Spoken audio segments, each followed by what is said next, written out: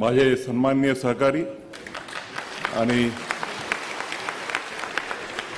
माझ्यानंतर या देशाच्या न्यायव्यवस्थेची जे धुरा सांभाळणार आहेत ते माझे लहान बंधू आणि मित्र सन्माननीय न्यायमूर्ती सूर्यकांतजी, माझे 40 वर्षापासूनचे मित्र मुंबई उच्च न्यायालयात सहकारी आणि आता सर्वोच्च न्यायालयात माझ्यासोबत माझे सहकारी न्यायमूर्ती अभय ओक, महाराष्ट्राचे लोकप्रिय मुख्य न्यायाधीश जे होते आणि आता जे सुप्रीम कोर्टात आहेत ते माझे मित्र सन्माननीय दीपंकर दत्ताजी, माझे दुसरे लहान बंधू न्यायमूर्ती प्रसन्न वराळे, मुख्य न्यायाधीश मुंबई उच्च न्यायालयाचे आणि परत लोकप्रिय मुख्य न्यायाधीश ज्यांनी अतिशय कमी कालखंडामध्ये मुंबई उच्च न्यायालयात लोकप्रियता मिळवली आहे ते माझे मित्र न्यायमूर्ती आलोक आराध्य, माझे मुंबई उच्च न्यायालयातील सहकारी आणि सध्या केरळ उच्च न्यायालयाचे मुख्य न्यायाधीश श्री नितीन जामदार,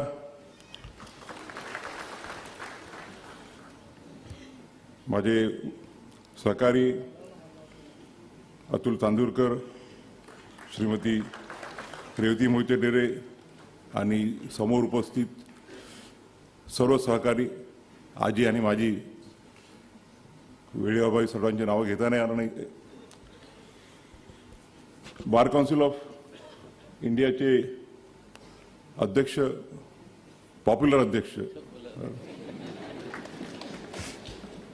राज्यसभेचे सदस्य आणि त्यांना शुभेच्छा दिल्यात मी की अजून काहीतरी होऊन जाऊ द्या पुढे, देवाच्या इच्छेने ते होईल की श्री मरण कुमारजी मिश्रा,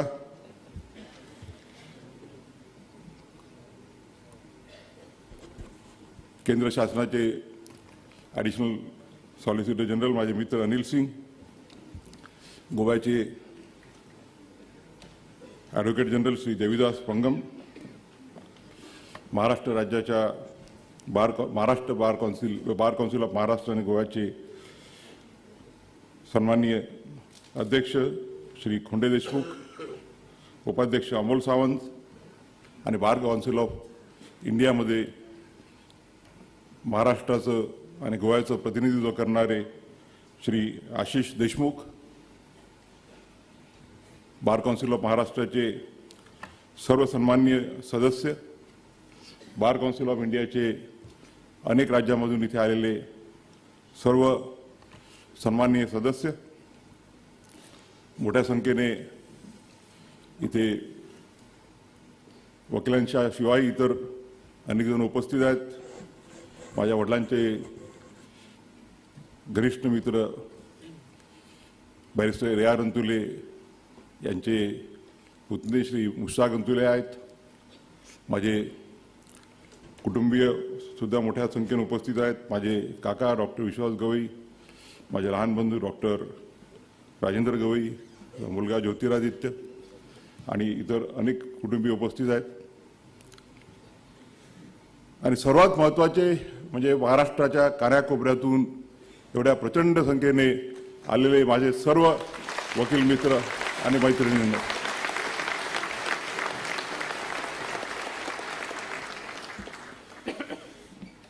आपल्या प्रेमाच्या वर्षावाने पूर्णपणे ओथंबून गेलेलो आहे आणि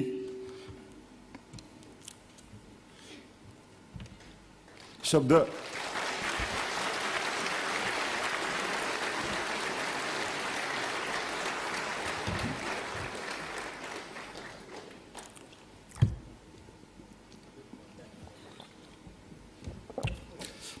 सूचनाचे झाले आहेत. 40 वर्षापासून आपल्या सर्वांचं प्रेम आणि आशीर्वाद सतत लाभलेला आहे आणि आजचा जो अभूतपूर्व सोहळा जो आपण आयोजित केला तो मला वाटते कधीही जीवनाच्या अंतापर्यंत मनातून जाणार नाही. कुठल्या शब्दांनी आपली कृतज्ञता व्यक्त करावी यासाठी माझ्याकडे शब्द नाहीत. वराडे साहेबांसारखा मी साहित्यिक नाही, त्याच्यामुळे माहीत असतं तर त्यांच्याकडून थोड्या 2-4 कविता लिहून घेतल्या असत्या. ते माझ्यासोबत आहेत आमचे रजिस्ट्रार निंबाळकर, त्यांनी काही सुचवलं नाही. माझ्या ते बुलडोझर जस्टिसवरचं जे जजमेंट होतं त्यातल्या जी सुरुवात ज्या कवितेने मी केली, कवी प्रदीप निंबाळकरांनी 2-4 कविता चांगल्या शोधून काढल्या होत्या, याच्यामुळे लक्षात ठेवतील.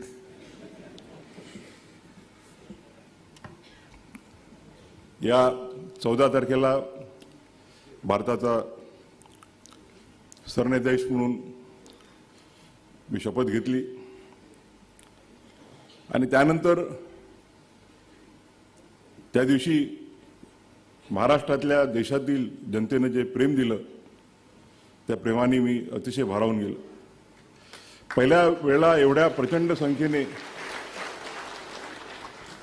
वकील वर्ग दिल्लीला कुठल्याही प्रधान न्यायाधीशाच्या शपथविधीला उपस्थित राहायला इतिहासात झाला नसेल.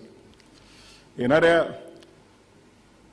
वकिलांकडनं जे फोन येत होते विविध बार असोसिएशनच्या पदाधिकाऱ्यांचे की आम्ही येणार आहोत आणि राष्ट्रपती भवनामध्ये आपल्याला माहीतच आहे की लिमिटेड जागा असते आणि म्हणून सुप्रीम कोर्टाने 2 ऑडिटोरियममध्ये व्यवस्था केली. तिथेही लोकांची व्यवस्था होऊ शकली नाही. मी या प्रसंगी आपली माफी मागू इच्छितो की आपल्याला त्या दिवशी जी काही गैरसोय झाली असेल, परंतु आपण माझ्या असलेल्या प्रेमापोटी त्याबद्दल साधा उल्लेखसुद्धा केला नाही आणि ती जी काही कमतरता होती ती आपण माफ करून दिली. आज मी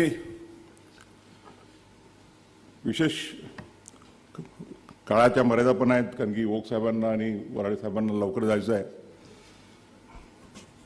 थोडक्यामध्ये आपल्याशी हितगुज साधण्याचा प्रयत्न करणार आहे. अनेकांनी सांगितल्याप्रमाणे माझ्या प्रवासाची सुरुवात ही अमरावती शहरातील जो एक फ्रेजरपुरा म्हणून भाग आहे आणि त्यावेळेला ऑलमोस्ट सेमी स्लम एरिया होता, तिथल्या नागरिक म्युन्सिपल स्कूल, त्याला नगर परिषद शाळा क्रमांक 8 या नावाने ती संबोधित होती. तिथून झाला. लहानपणापासूनच आई आणि वडिलांचे संस्कार माझ्यावर आलेत आणि त्याच्यामुळे जो काही आज मी आहे त्यात डॉक्टर बाबासाहेब आंबेडकरांच्या विचाराचा जेवढा सहभाग आहे तेवढाच माझ्या आई आणि वडिलांनी दिलेल्या संस्काराचा सुद्धा सहभाग आहे. लहानपणी आईकडून आम्ही कष्ट शिकलो आणि त्यावेळेला परिस्थिती अतिशय बेताची होती, कारण की वडिलांनी फार कमी वयामध्ये बाबासाहेब आंबेडकरांच्या चळवळीत स्वतःला झोकून दिलं होतं आणि त्यामुळे घराची जबाबदारी माझ्या आईवर आली आणि आई शाळेमध्ये शिक्षिका म्हणून काम करत असताना घरसुद्धा सांभाळायची आणि आमचा परिवार म्हणजे एकत्रित परिवार होता. नुसतंच माझे काका आणि माझे आत्या एवढेच मर्यादित नव्हते, तर वडिलांचे अनेक आते भाऊ, मामे भाऊ, मावस भाऊ हे सुद्धा त्यावेळेला शिक्षणाची सोय कमी असल्यामुळे त्या सर्वांचाच रहिवास आमच्या घरी असायचा आणि माझी आई आणि त्यावेळेला आमच्या वडिलांच्या सगळ्यात लहान बहीण होत्या, सुनू होत्या, त्यांचं लग्न व्हायचं होतं. त्या दोघी मिळून किती लोक जरी असले त्यांचा सगळ्यांचा स्वयंपाक करायच्या आणि त्यामुळे एक लहानपणापासून एक इन्क्लुझिव्हनेस, त्याला म्हणतो सर्वांसोबत राहण्याचं, सर्वांसोबत जगायची जी प्रेरणा मिळाली ते लहानपणापासून आईकडून जे शिकलो. परंतु माझ्या जडणघडणीत जर सर्वात महत्त्वाचं कोणाचं योगदान असेल तर ते म्हणजे माझे वडील दादासाहेब गवई. लहानपणापासून त्यांच्यासोबत मी राहिलो. ते जिथे जिथे कार्यक्रमाला जायचे त्यावेळेला शाळेत शिकत असताना सुद्धा त्यांच्यासोबत मी जायचो आणि समाजात वावरण्याची, समाजासोबत राहण्याची सवय ती लहानपणापासून लाभली. समाजाचे प्रश्न काय असतात, तळागाळातल्या लोकांचे प्रश्न काय असतात आणि त्या जडणघडणीचा आणि बाबासाहेब आंबेडकरांचे विचार त्यांनी लहानपणापासून माझ्या डोक्यात आत्मसात केले. भारतीय राज्यघटनेबद्दल त्यांना अतिशय प्रेम होतं आणि भारतीय राज्यघटना त्यांना पूर्णपणे एक चांगले अभ्यासक होते ते. आणि त्यामुळे माझ्या लहानपणापासूनच डॉक्टर बाबासाहेब आंबेडकर आणि बाबासाहेब आंबेडकरांनी निर्माण केलेली भारतीय राज्यघटना ही माझ्या लहानपणापासूनच माझ्यामध्ये पूर्णपणे अंतर्भूत झाली आणि पुढच्या माझ्या आयुष्याच्या वाटचालीमध्ये त्याचं ते एक फाउंडेशन बनलं. खरं म्हणजे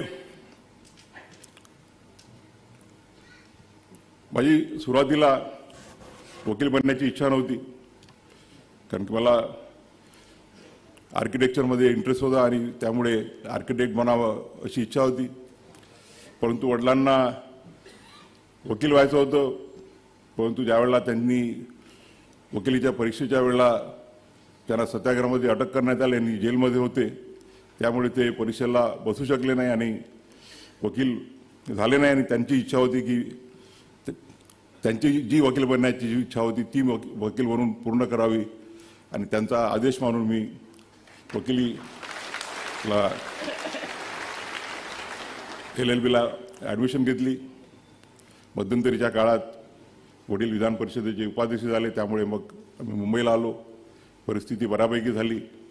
चांगल्या शाळेत सुरुवातीला चिकित्सक समूहामध्ये मी 3री ते 7वीपर्यंत शिकलो. आईला असं वाटलं की माझे बाकीचे दोघं मुलं कॉन्व्हेंटमध्ये आहेत, तर मोठ्या मुलाला न्यूनगंड येईल मराठी, तर 8वीमध्ये तिने मला होलीनेममध्ये टाकलं बाकीच्या 2 भावंडांसोबत. आणि 8वी ते 10वी होलीनेममध्ये झाल्यानंतर KC कॉलेजमध्ये ग्रॅज्युएशन केलं. फर्स्ट इयर LLB मी गव्हर्नमेंट लॉ कॉलेजमध्ये केली. माझे अनेक मित्र त्यावेळचे आज इथे उपस्थित आहेत. राजन शिरोडकर आणि आम्हाला वाटते आमच्या सहित नाही आहेत, आम्ही एक क्लासमेट होतो. आणि त्यानंतर वडिलांना 82च्या नंतर कंटिन्यू करण्यात आलं नाही त्यांचा राजकीय काही कारणांमुळे, आणि त्यामुळे परत आम्ही अमरावतीला शिफ्ट झालो आणि 2nd इयर आणि 3rd इयर लॉ मी पंजाबराव देशमुख लॉ कॉलेज अमरावती इथे पूर्ण केलं. त्यानंतर 85मध्ये मुंबईला बॅरिस्टर राजाभाऊ भोसलेंसोबत वकिली चालू केली. या प्रसंगी मला त्यांची उणी वासते आहे, त्यांच्याकडून राजाभाऊंकडून बरंच शिकायला मिळालं आम्हाला. माझ्या चेंबर कलीग रेवती मोहिते डेरे या सुद्धा राजाभाऊंसोबत होत्या. आणि राजाभाऊंनी आम्हाला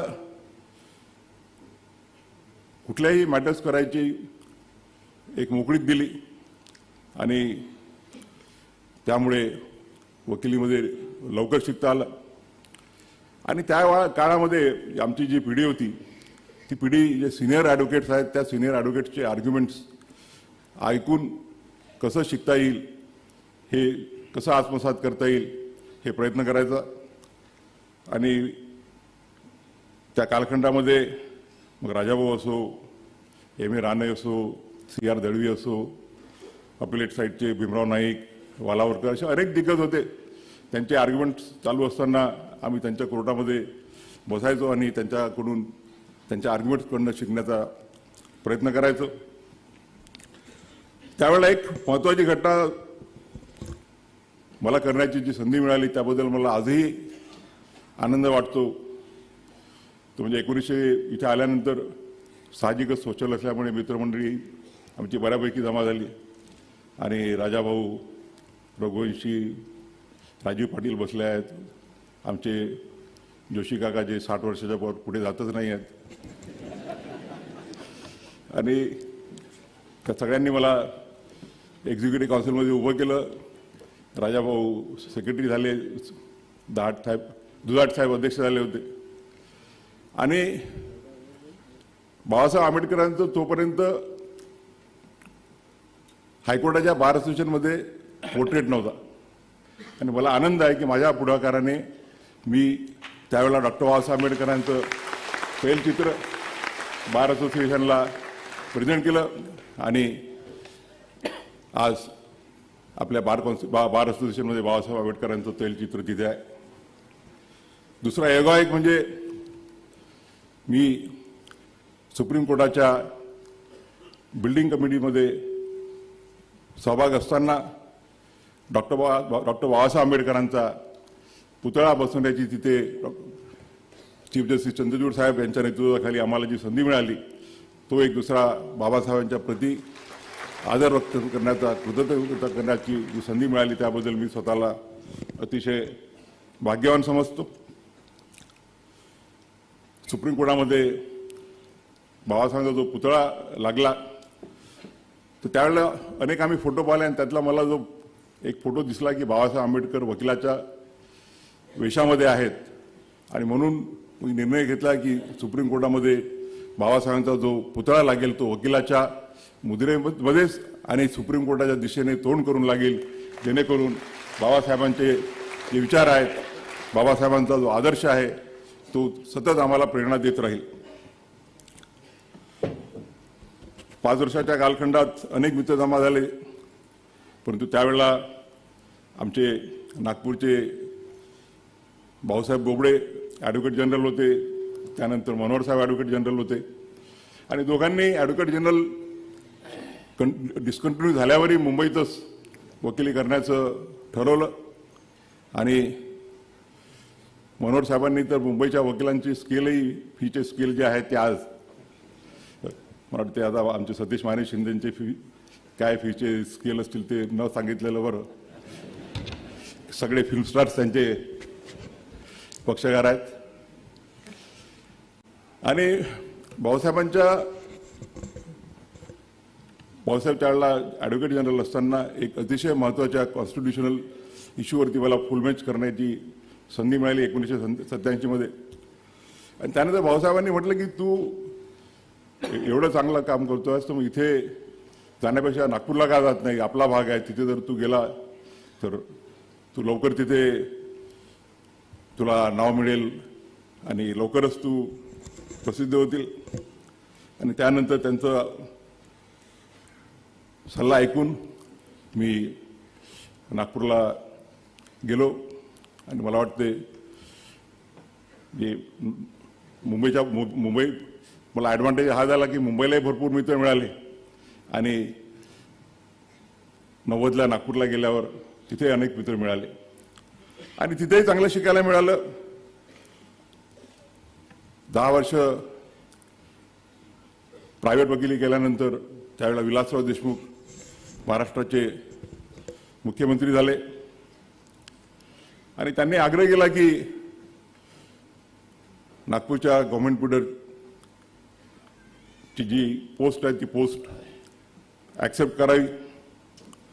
मी सुरुवातीला रिलक्टंट होतो कारण की वकिली चांगल्यापैकी चालू होती आणि सरकारी वकील म्हणून किती पैसे मिळतात ते आता तरी बऱ्यापैकी स्केल आहेत. त्यातले एक माझ्या ज्युडिशियल ऑर्डरच झालेले आहेत. परंतु बोबडे साहेब आणि मी आम्ही एकाच टेबलवरती बसायचो आणि सुरुवातीपासून मी काही लपून ठेवलं नव्हतं की माझी उच्च न्यायालयाचा न्यायाधीश बनण्याची इच्छा आहे. फक्त एवढंच होतं की योग्य वयात झालं पाहिजे आणि बोबडे म्हणाले की तू जर ह्या रेग्युलर रूटनी गेला तर वेळ लागेल, कारण की मोठमोठे सिनियर वकील लाईनीत उभे आहेत जज बनायसाठी, आणि इकडे जर तू गव्हर्नमेंट पिरियड झाला तर शॉर्टकट होईल. आणि मला आनंद आहे की मी त्यांचा सल्ला ऐकला आणि गव्हर्नमेंट पिरियड झालो.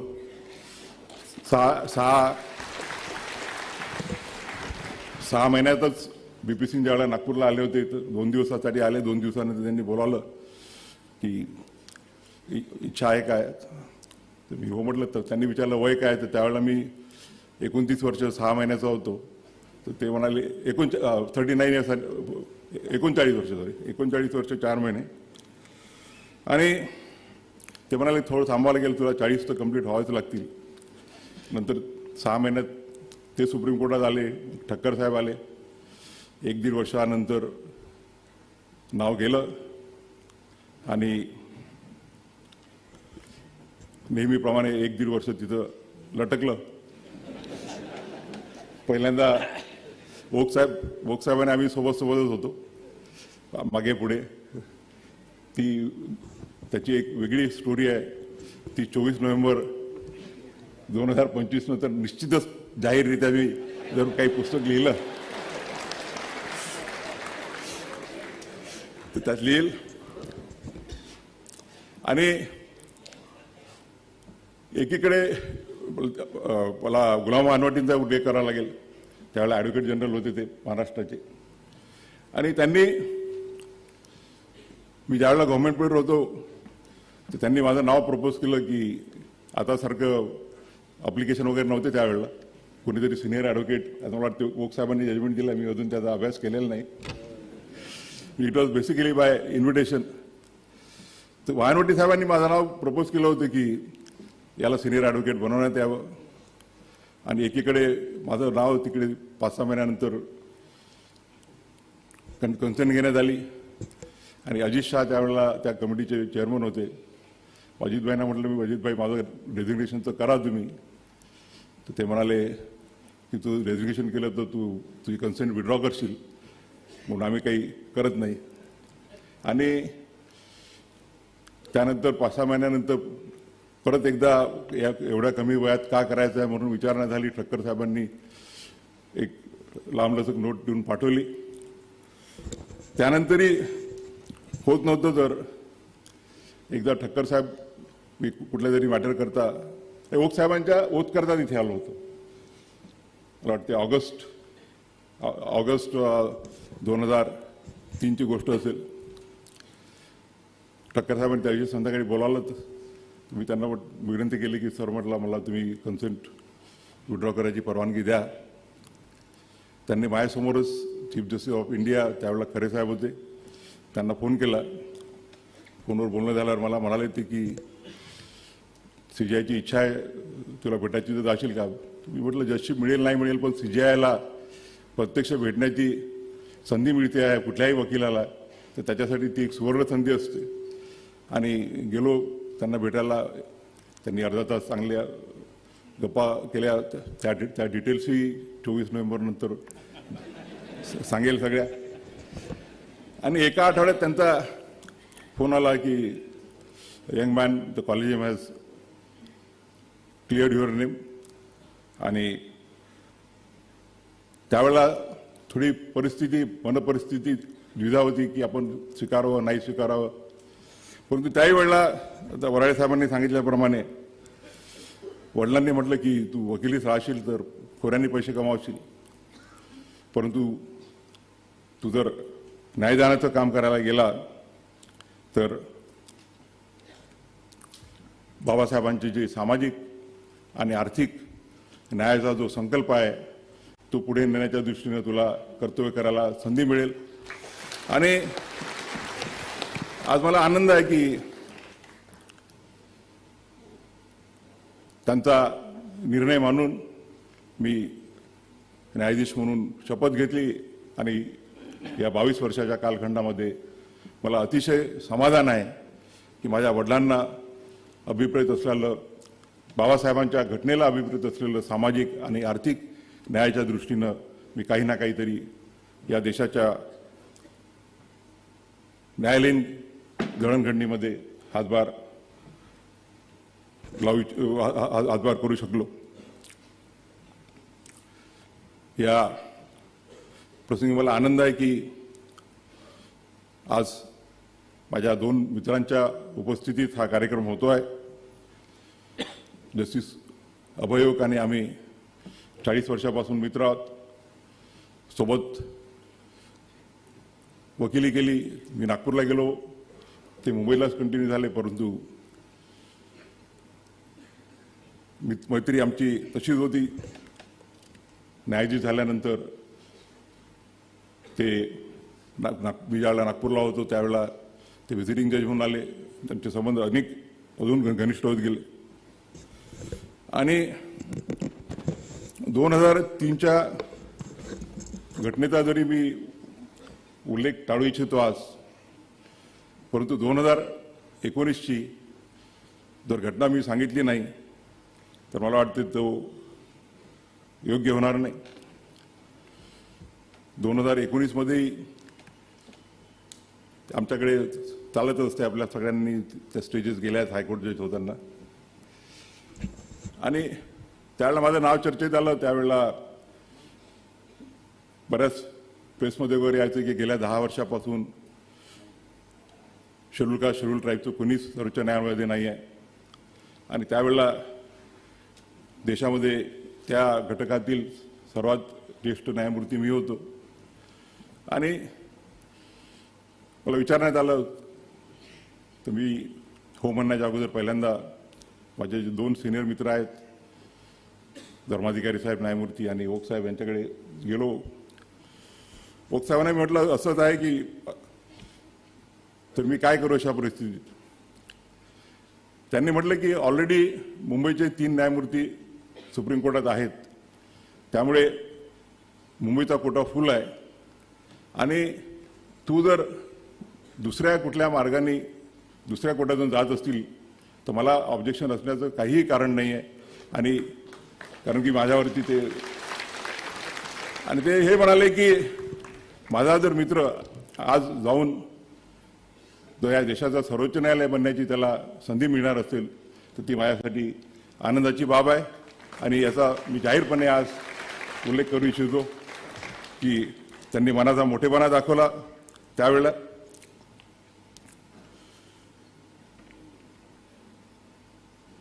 या 22 वर्षाच्या कालखंडामध्ये अनेक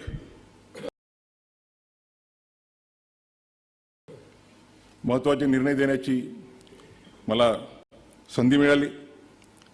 वकिलीत असताना सुद्धा एक सामाजिक आणि आर्थिक न्यायाच्या दृष्टीनं मोठं काम करण्याची संधी मिळाली. मी ज्यावेळेला गव्हर्नमेंट पीरियड होतो त्यावेळेला आमच्या नागपूरच्या एका जज साहेबांनी आदेश पारित केला की नागपूरच्या सगळ्या झोपडपट्ट्या 8 दिवसामध्ये रिकाम्या करण्यात याव्यात. आणि त्यावेळेला विलासराव देशमुख वर्ध्याला आले होते. त्यांचा फोन आला, मला इमिजिएटली चर्चा करायची. आणि इमिजिएटली आम्ही ते सुप्रीम कोर्टात चॅलेंज केलं. सिनियर ॲडव्होकेट्स आम्ही एंगेज केले होते, पण ते पोहोचले नाही. त्यामुळे मला ती केस आर्ग्यू करण्याची संधी मिळाली. आणि मला आनंद आहे की नागपूरच्या लाखो झोपडपट्टीवासियांचं जे छत हिरावलं जाणार होतं ते हिरावण्यापासून वाचवण्याची संधी त्यावेळेला मिळाली.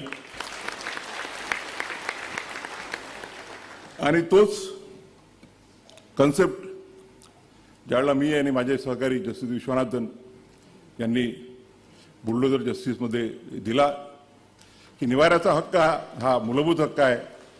कुठल्याही व्यक्तीचा मग तो आरोपी असो किंवा त्याच्यावरती गुन्हा जरी सिद्ध झालेला असेल तर तुम्ही त्याच्या कुटुंबियांच्या वरचं छत कायद्याचं जो रूल ऑफ लॉ आहे त्या रूल ऑफ लॉला ब्रीच करून त्याचं छत हिरावू शकत नाही. मला आनंद आहे की या माझ्या 22 वर्षाच्या कालखंडामध्ये 2008 पासून माझा बार काउन्सिल ऑफ महाराष्ट्र आणि गोवाशी संबंध आला आणि त्यानंतर प्रत्येक बार काउन्सिल ऑफ इंडियाचं जे कुठलं नियोजन असेल त्या नियोजनामध्ये मी आणि न्यायमूर्ती अभय ओक यांचा सहभाग असायचं. कधी कधी असं वाटायचं की आम्ही दोघंजण बार काउन्सिल ऑफ इंडिया आणि महाराष्ट्राचे कोऑपरेटिव्ह मेंबर आहोत का.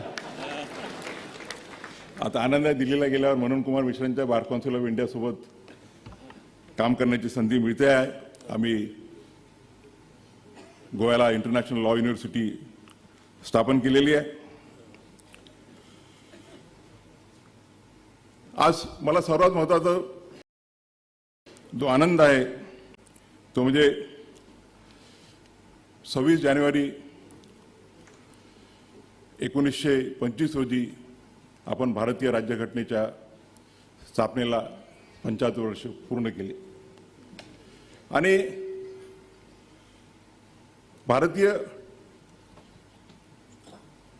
राज्यघटनेची अमृतोत्सवी वाटचाल पूर्ण होऊन शतकपूर्तीकडे जात असताना भारताच्या सर्वोच्च न्यायालयाचा न्यायाधीश होण्याची संधी मला मिळते हे मी माझं भाग्य समजतो.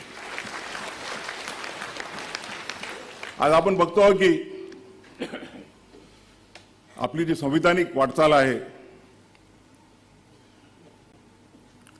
ती मागच्या 75 वर्षाची कुठल्याही राज्यघटनेकरता 75 वर्षाची वाटचाल ही काही खूप मोठी कालखंड नाही आहे. परंतु या 75 वर्षाच्या कालखंडामध्ये मी निश्चितपणे सांगू शकतो की भारताच्या ज्या लोकशाहीचे जे 3 स्तंभ आहेत ते म्हणजे विधिपालिका, कार्यपालिका आणि न्यायपालिका यांनी निश्चितच आपल्या घटनेला अभिप्रेत असलेला आर्थिक आणि सामाजिक न्याय देण्याच्या दृष्टीनं प्रयत्न केलेले आहेत.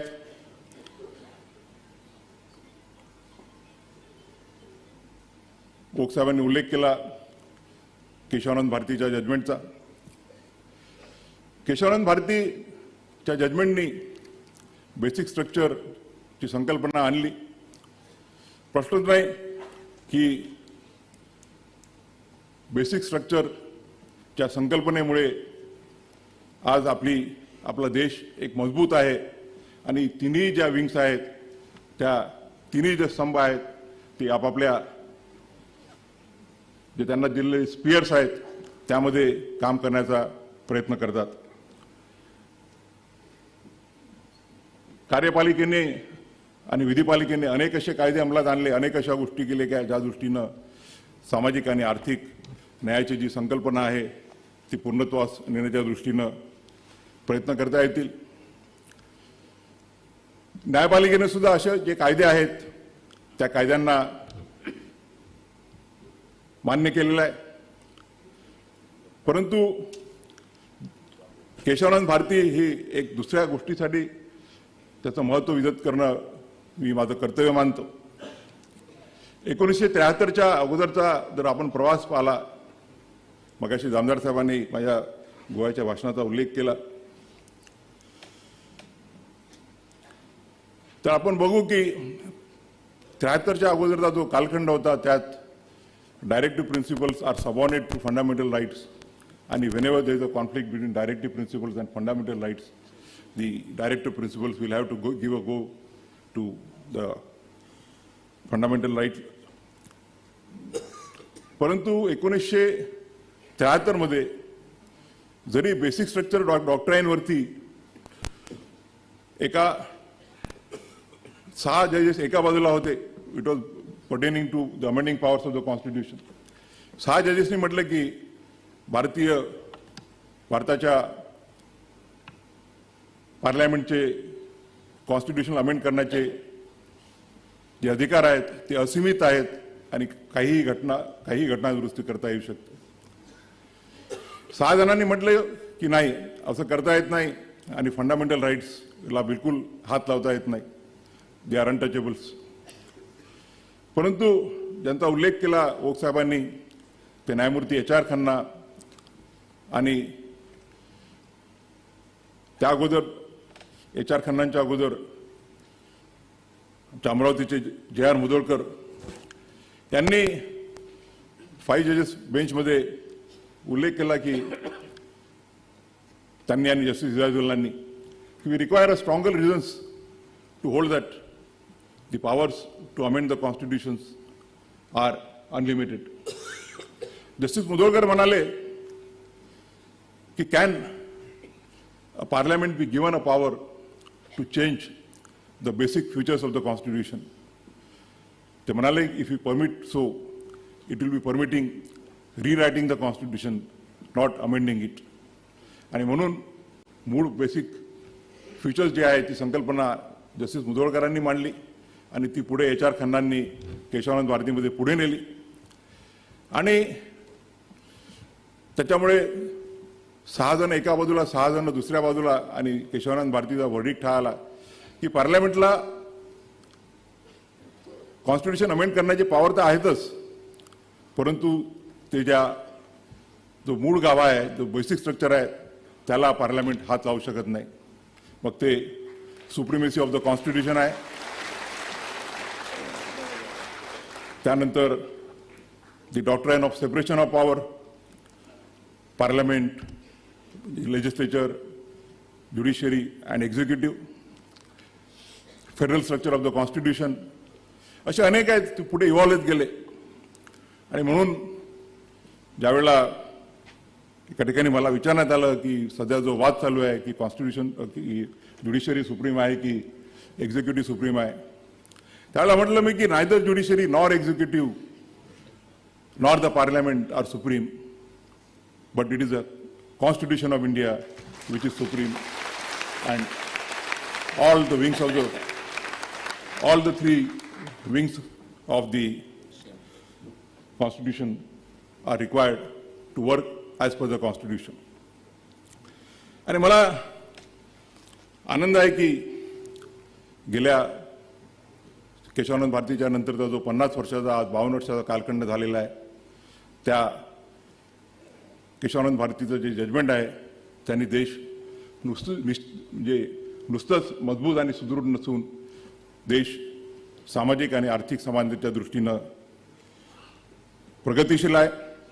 आणि त्यामुळे आज ज्यावेळेला आपण देशाच्या राज्यघटनेच्या 75 वर्ष पूर्ण करून अमृत महोत्सव पूर्ण करून वाटचाल करत आहोत, त्यावेळेला भारतीय राज्यघटनेला अभिवादन करण्यासाठी बार काउन्सिल ऑफ महाराष्ट्र आणि गोवाने संविधानिक न्याय देण्याची अमृत महोत्सव उज्ज्वल परंपरा हा जो परिसंवाद आयोजित केलेला आहे तो अतिशय सुसंगत आहे. मी या प्रसंगी त्यांचं अभिनंदन करू इच्छितो. मला आणि निश्चित आमच्या सर्व सहकाऱ्यांना, मग ते ओक साहेब असो, सूर्यकांत साहेब असो, आम्हाला सर्वांना आनंद आहे की ह्या 75 वर्षाच्या जडणघडणीमध्ये आम्हा सर्वांना एक खारीचा वाटा घेण्याची जी संधी मिळालेली आहे त्याबद्दल मला खरोखर आनंद आहे. आम्हाला जी संधी दिली ती संधी आम्ही वापरली. मग ती लिबर्टी करता ओक साहेबांचे जजमेंट असो, सूर्यकांत साहेबांचे असो, माझे असो, इक्वॅलिटीचे जजमेंट असो. खरं म्हणजे मगाशी उल्लेख केला मी की आपण सर्व समावेशक असलं पाहिजे. We all have to work as an institution. Dipankar Datta ज्यावेळेला मुंबई उच्च न्यायालयाचे मुख्य न्यायाधीश झाले, अतिशय संक्रमक काळात, कोविडच्या काळात, आणि त्यांनी पूर्ण ज्युडिशरीला आत्मसात केलं. He treated the entire members of the judiciary as part of his family. आणि म्हणून आजही आपण त्यांना प्रेमाने आपल्या प्रत्येक कार्यक्रमामध्ये त्यांची आठवण ठेवतो. त्यांचा परंपरा आलोक आराध्य साहेबही पुढे नेत आहेत. त्यांनी फार कमी कालखंडामध्ये स्वतःला फार पॉप्युलर झाले आहेत ते. आणि मला कोणीतरी सांगत होतं की काय काम करतात, रोज एवढे जजमेंट काढतात. आणि पहिल्यांदा तर म्हणजे त्यावेळेला जे त्यांनी चीफ जस्टिस म्हणून शपथ घेतली आणि दुसऱ्या त्याच्यानंतर जे 2-3 शनिवार रविवार होते त्यांना माझ्यासोबत एवढं फिरावं लागलं की त्यांना वाटलं असेल कशाला आपण त्या हैदराबादच्या चांगल्या जागेतून इथे त्यानं कुठे धारणी, कुठे गडचिरोली, कुठे नक्षलाईट भागातली देवरी अशा सगळ्या ठिकाणी त्यांना घेऊन गेलो, मराठवाड्यात घेऊन गेलो. मला आनंद आहे की माझ्या या कालखंडामध्ये मला वाटते असा एकही महाराष्ट्रातला जिल्हा नसेल की तिथे गेलो नाही. बार काउन्सिलशी संबंधित कार्यक्रम असो किंवा इतर अनेक असे कार्यक्रम असो, त्या कार्यक्रमाच्या निमित्तानं अनेक जिल्ह्याच्या मुख्यालय, मला वाटतं जिल्ह्याच्या मुख्यालय सर्वच ठिकाणी गेलो, परंतु अनेक तालुक्याच्या ठिकाणी सुद्धा जाता आलं, लोकांशी संवाद साधण्याची संधी मिळाली. नालसाचा चेअरमन म्हणून, एक्झिक्युटिव्ह चेअरमन म्हणून देशाच्या कानाकोपऱ्यामध्ये आम्ही फिरलो. मणिपूर, जिथे मणिपूरमध्ये 2 जमातींमध्ये वाद चालू आहे, तिथे जाऊन दोन्ही ज्या वॉरिंग जमाती आहेत त्यांना आश्वस्त करून की देश तुमच्यासोबत आहे, एक संदेश देण्याचा आम्ही प्रयत्न केला. या देशातील जो शेवटचा माणूस आहे, मग तो नागालँडमधील असो किंवा लडाखमधला असो, मिझोराममधला असो, अरुणाचल प्रदेशमधला असो, त्या सर्वांपर्यंत पोहोचून की न्याय तुमच्या दारात आहे, तुम्ही त्या न्यायाची अवेल करा, हा संदेश पोहोचवण्याचं संधी मिळाली. त्याबद्दल मी स्वतःला भाग्यवान समजतो. या 40 वर्षाच्या प्रवासात अनेकांचं योगदान आहे. सुरुवातीला सांगितल्याप्रमाणे आज माझे वडील असते तर सर्वात जास्त त्यांना आनंद झाला असता. ज्यावेळेला 2003 मध्ये मी उच्च न्यायालयाचा न्यायाधीश म्हणून शपथ घेतली, त्यावेळेला ते म्हणाले होते, मला नाही म्हणाले पण माझ्या बाकीच्या नातेवाईकांना, की भूषण एक दिवस सर्वोच्च न्यायालयाचा मुख्य न्यायाधीश निश्चित होईल. आणि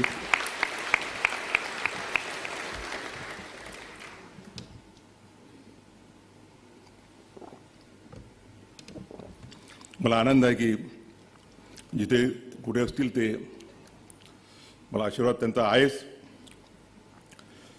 माझं भाग्य आहे की आई तो दिवस बघण्यासाठी उपस्थित होती. आमचं कुटुंब म्हणजे जॉईंट कुटुंब आहे. भाऊ बहीण एवढ्यापुरतं मर्यादित नाहीत. आमचे काका, आत्याबाया, त्यांचे सगळे विस्तारित परिवार, हा आम्ही एक कुटुंब म्हणून राहिलेलो आहोत. अनेक मित्रांचं सुद्धा योगदान झालेलं आहे. मी ज्यावेळेला मुंबईला होतो तर अनेक मित्र आहेत, मी सगळ्यांचा नामोल्लेख करू शकणार नाही, काहींचा नामोल्लेख केला. गव्हर्नमेंट पुढे असताना आम्हाला चांगली काम करण्याची संधी मिळाली.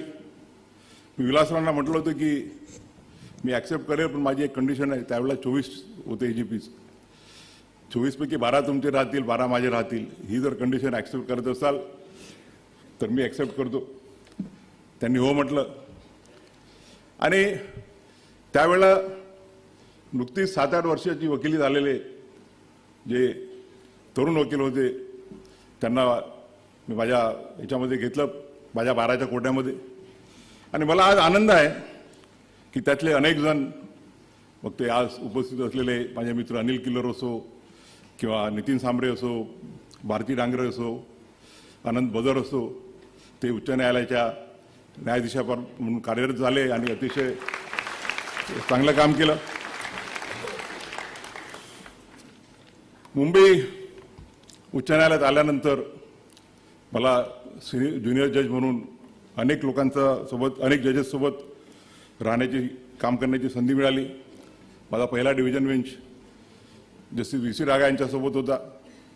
त्यांनी भरपूर संधी दिली काम करण्याची. त्यानंतर डिव्हिजन बेंच हेड करायला लागलो तर पहिला माझा डिव्हिजन बेंच औरंगाबादला संजय गंगापूरवाला यांच्यासोबत होता आणि त्यानंतर मुंबईला श्रीहरी डावरे साहेब बसले आहेत, त्यांच्यासोबत मी बसलो. इथे उपस्थित असलेल्या अनेकांसोबत मला काम करण्याची संधी मिळाली. मग ते अजय गडकरी असो, न्यायमूर्ती सुनील शुक्रे असो, भडंग साहेब असो, मकरंद कर्णिक आणि मी 2 रोस्टर बसलो. मी मुंबईला 2017 ज्यावेळेला आलो त्यावेळेला ते कधी सांगतील तो किस्सा. भारती डांगरे यांच्यासोबत 2दा बसायची संधी मिळाली. रेवती मॅडमसोबत फक्त एकच दिवस बसलो. अतुल तांदूरकरांसोबत सुद्धा नागपूरला भरपूर काम करण्याची संधी मिळाली. परंतु दोघांचा मी विशेष उल्लेख करू इच्छिल तो या प्रसंगी. एक तर आमचे मित्र नंदूभाऊ देशपांडे, ND देशपांडे उपस्थित आहेत. त्यांनी 2010 मला ब्लड प्रेशर गिफ्टमध्ये दिलं.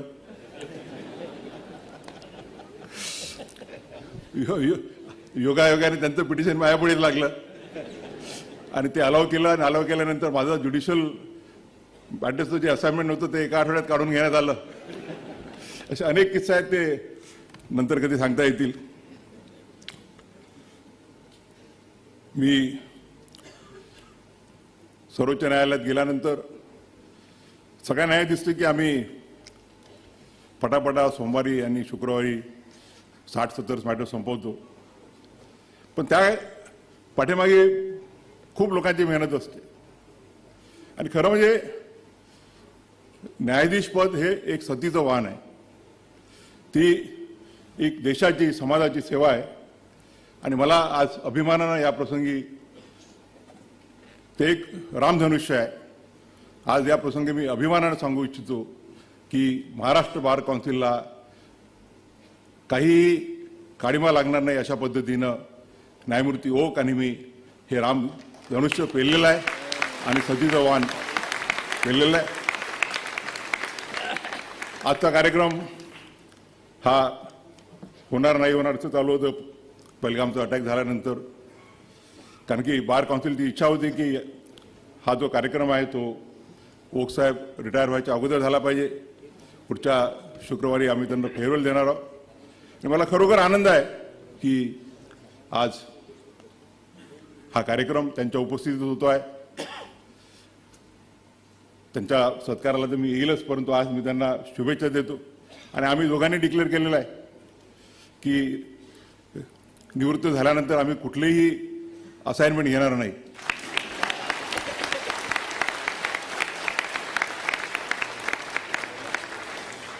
त्यामुळे आम्ही ओक साहेब 24 पासून त्यानंतर 6 महिन्यांनी आम्ही तुम्हाला भरपूर उपलब्ध राहू.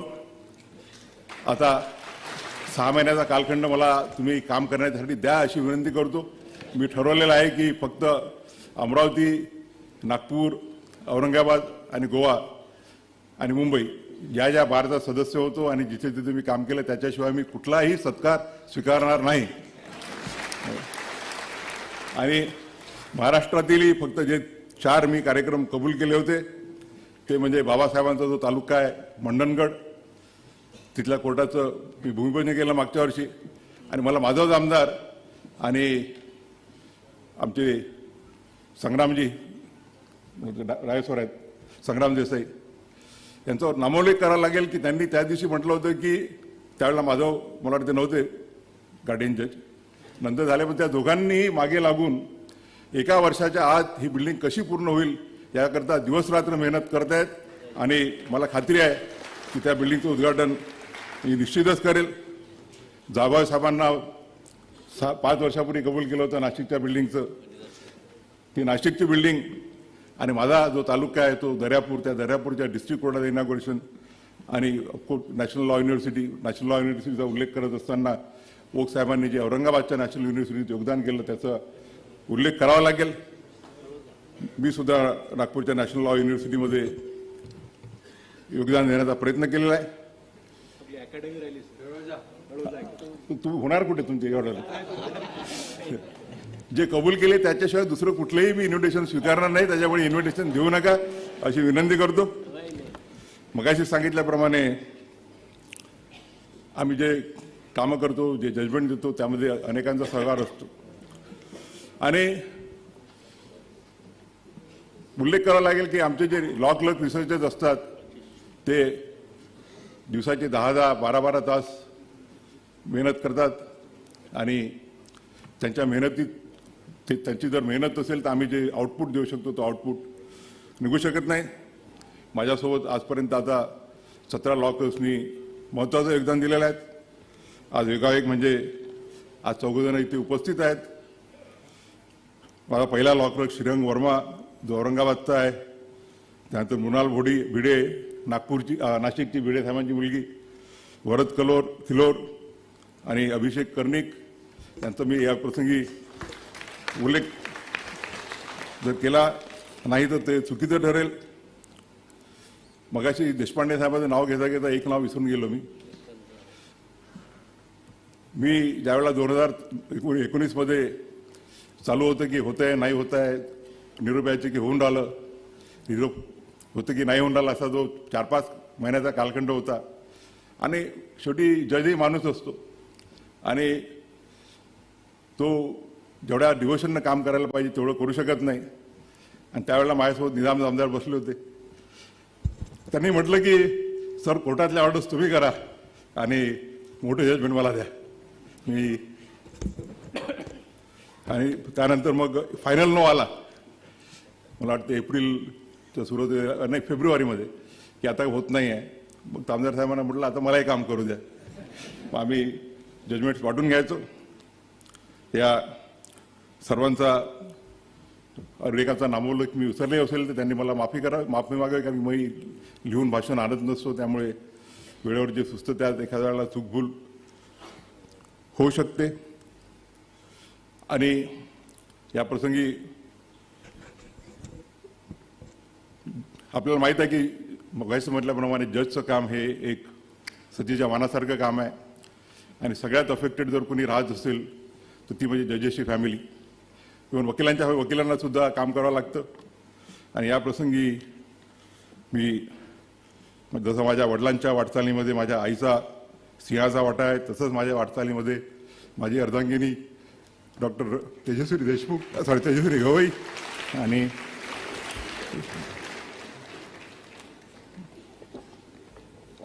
कुटुंबियांचा सुद्धा महत्त्वाचा वाटा आहे. कामामुळे मुलांना, मग मुलगी करिश्मा असो की मुलगा ज्योतिरादित्य असो, एवढा वेळ देता येत नाही, परंतु ती उणीव मी 24 नोव्हेंबर 25 नंतर निश्चितच भरून काढेल.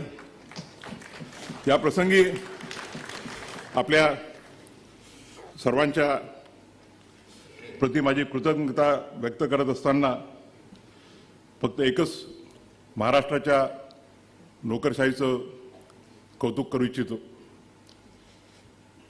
6-7 महिन्यापूर्वी निश्चित झालं की पुढचा चीफ जस्टिस ऑफ इंडिया कोण बनणार आहे आणि त्यानंतर देशाच्या कानाकोपऱ्यात जिथे जिथे गेलो मी, तिथला chief justice, director general of police, तिथले पोलीस कमिशनर, तिथले डिव्हिजनल कमिशनर हे सर्व जातींना एअरपोर्टवर हजर राहायचे. आम्ही 5-6 महिन्यापूर्वी एक अमृतसरला गेलो होतो कार्यक्रमाला, सूर्यकांत साहेब आणि मी. सूर्यकांत साहेबांच्याबद्दल सांगायचं राहिलं की आमची 2005 पासूनची मैत्री आहे. ते आम्ही ज्यावेळेला हिमाचलात जायचो त्यांच्या चंदीगडच्या घरी मी राहायचो आणि ते ज्यावेळेला महाराष्ट्रात जायचे माझ्या घरी ते राहायचे.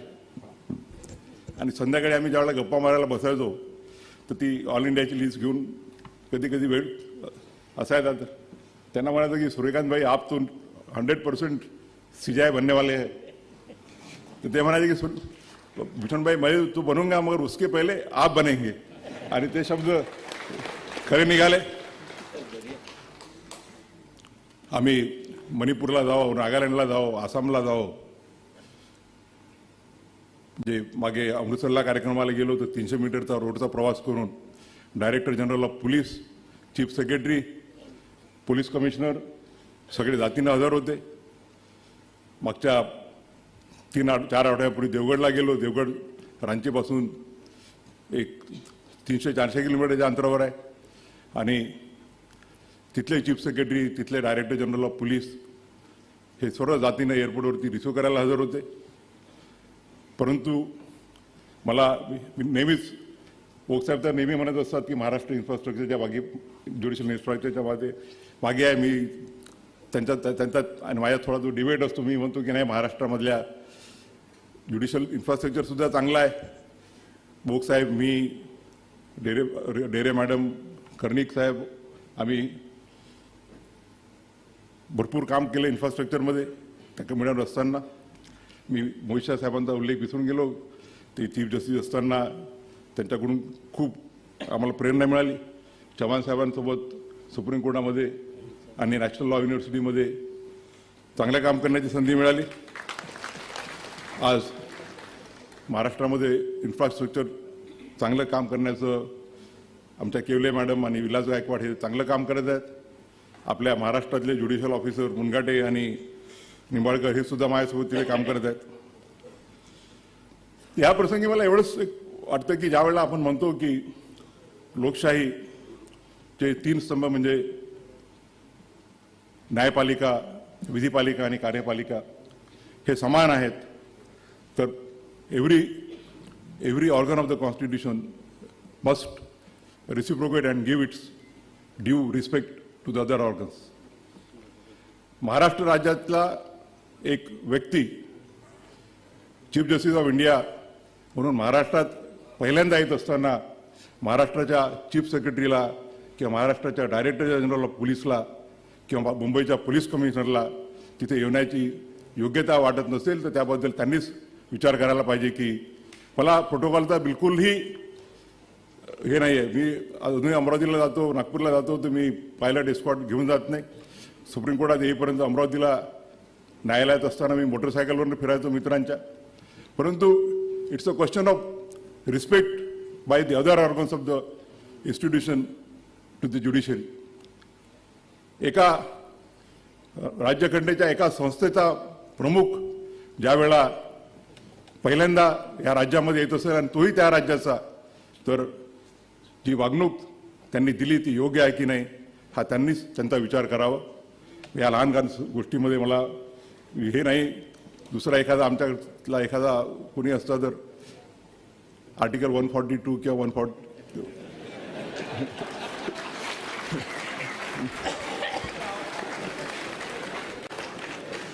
लहान लहान गोष्टी आहेत, पण तुम्ही उल्लेख यासाठी केला की लोकांना कळलं पाहिजे. मी या प्रसंगी पुनश्च आपल्या सर्वांचे मनापासून आभार मानतो. आभार कोणाचे मानायचे? आपण आपलेच मानायचे का? कालपासून मी ओथंबून गेलेला बार काउन्सिल ऑफचे सर्व सदस्य आपल्या कुटुंबियांसोबत कालपासून हजर आहेत. खरं म्हणजे माझ्या बायकोला कार्यक्रम वगैरे आवडत नाहीत, पण त्यांचा आग्रह होता की नाही तुम्ही वहिनींना घेऊन या, आम्ही सगळेजण आमच्या बायकोला घेऊन येतो, बायकांना घेऊन येतो. तर मी खरोखर आपल्या प्रेमाने ओथंबून गेलेलो आहे. या प्रसंगी मी फक्त आपल्या आशीर्वादाची याचना करतो की माझ्या हातून असं कुठलेही काम होऊ नये की जेणेकरून बार काउन्सिल ऑफ महाराष्ट्र आणि गोवा, मुंबई उच्च न्यायालय याच्या नावाला थोडासाही धप्पा लागेल. माझ्याकडून असं काम व्हावं की the rule of law, the constitutional values, the principles of liberty, equality and justice are maintained. मला आपण आशीर्वाद द्या की ह्या सर्व करण्यासाठी मला एक स्ट्रेंथ मिळेल, आपल्यापासून प्रेरणा मिळेल. पुनश्च एकदा आपल्या प्रति कृतज्ञता व्यक्त करून मी माझे लांबलेले 2 शब्द संपवितो. धन्यवाद.